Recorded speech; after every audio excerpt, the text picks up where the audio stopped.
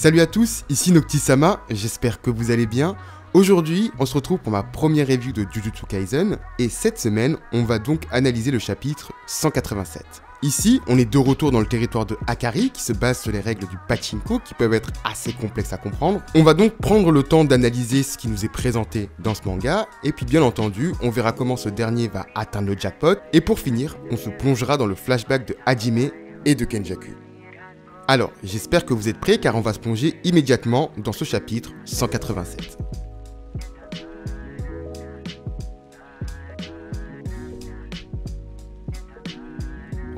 Cette semaine, le chapitre reprend donc après l'extension du territoire de Akari, et ici, on voit que les règles du territoire de Akari sont entrées de force dans le cerveau de Hajime, un petit peu comme on avait pu voir avec Charles Bernard.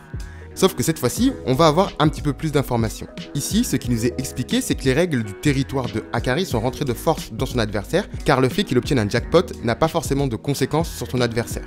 Également, ce que l'on peut noter, c'est que son territoire est cette fois-ci différent par rapport à ce qu'on avait pu voir avec Charles Bernard, et cet élément peut s'expliquer par rapport au système que l'on peut retrouver sur les machines pachinko. En effet, dans ce genre de machine, il est généralement difficile d'obtenir son premier jackpot. Cependant, à partir du moment où le joueur réussit, la machine peut entrer en mode KUN, qu'on appelle également le mode fièvre, ou encore le mode changement de probabilité. Ce mode permet de multiplier les chances d'obtenir le jackpot, un petit peu comme une récompense qui serait donnée au joueur. Ici, on retrouve donc le même système pour le pouvoir de Akari.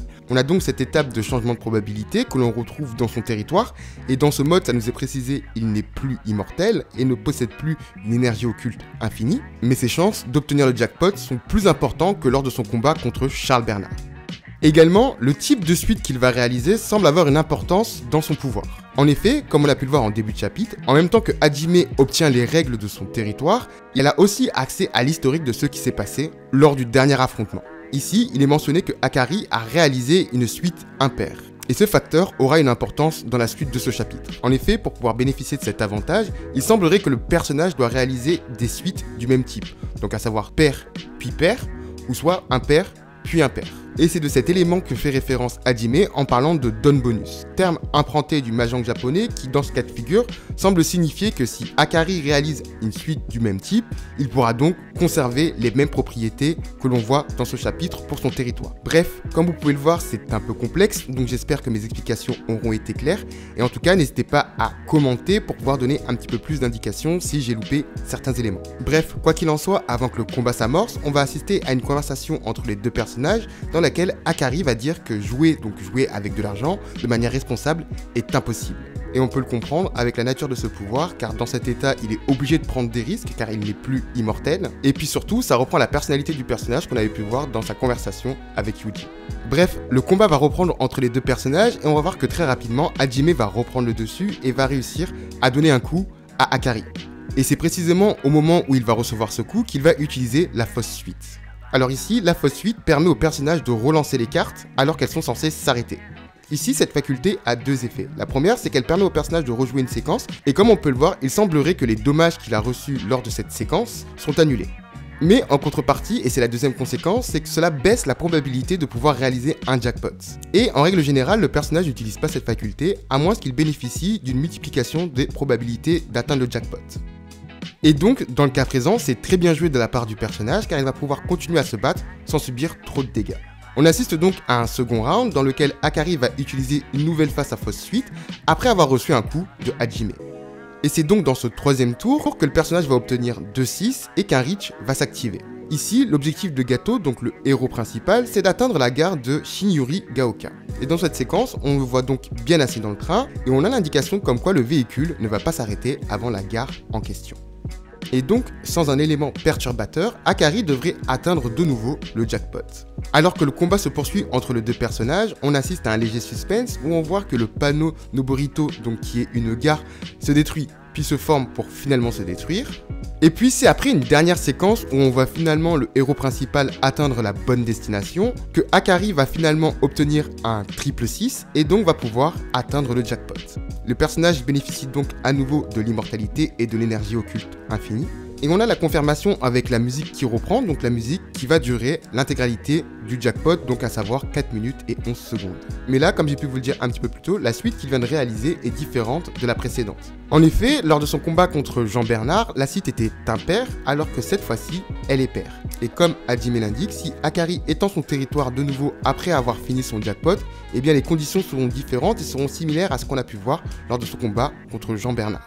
Le personnage ne bénéficiera donc plus de la multiplication des probabilités et donc il sera beaucoup plus dur pour lui d'atteindre le jackpot.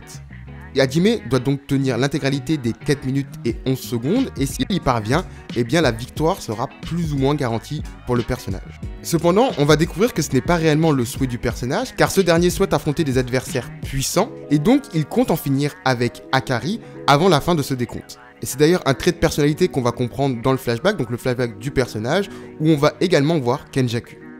Dans ce flashback, on est littéralement propulsé dans une scène où il n'y a que des morts, donc un champ de bataille, littéralement.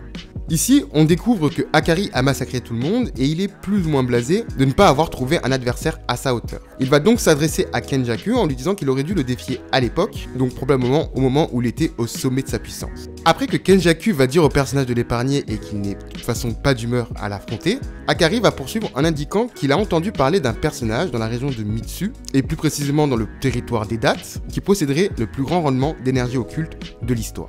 Suite à cette histoire, le personnage va de nouveau exprimer son regret, puis va s'adresser à Kenjaku en lui demandant quelle est la personne la plus puissante selon lui. Le personnage va donc répondre qu'il s'agit de Sukuna. Et c'est après avoir entendu cette nouvelle que Hajime va accepter l'offre de Kenjaku, donc celle que l'on connaît, et donc on peut imaginer que les deux personnages s'étaient déjà rencontrés avant ce flashback. Ici, l'objectif d'Hajime, mais on a pu le voir bien plus tôt dans l'œuvre, c'était de retrouver Sukuna, mais cette fois-ci, on sait pourquoi. Ils veulent le retrouver tout simplement pour le défier car ils cherchent à défier le plus puissant. Et c'est donc pour accomplir cet objectif que le personnage a décidé d'accepter l'offre de Kenjaku, donc à savoir de revenir bien plus tard dans le futur, pour pouvoir participer à la traque mortelle et donc avoir une chance de pouvoir rencontrer Sukuna. En apprenant cette nouvelle, j'ai envie de dire heureusement que Hajime et Panda ont décidé d'intégrer cette zone et pas Yuji et Megumi, parce que ça aurait pu être très problématique pour le personnage principal. Mais en attendant, nous verrons bien si Akari réussit à venir à bout du personnage avec son prochain jackpot. Les amis, on arrive au terme de cette vidéo. Si vous l'avez regardé jusqu'au bout, je vous en remercie. Comme j'ai pu le dire en début de vidéo, c'est ma première review, donc j'espère qu'elle vous aura plu. Si c'est le cas, n'hésitez pas à mettre un like. Et quoi qu'il en soit, j'essaierai de m'améliorer au fur et à mesure du temps. N'hésitez pas également à vous abonner afin de rejoindre la communauté. Pour ma part, je compte réaliser des vidéos spécifiques en plus des reviews des chapitres. Et je pense que la première arrivera dans un délai approximatif d'une semaine, voire 2 semaines. En tout cas, quoi qu'il en soit, j'espère que je vais pouvoir vous offrir du contenu un petit peu à l'image de ce que j'ai pu faire pour Tokyo Revenger. N'hésitez pas également à commenter afin de donner votre opinion sur le chapitre. Et en attendant, portez-vous bien et je vous dis à très bientôt.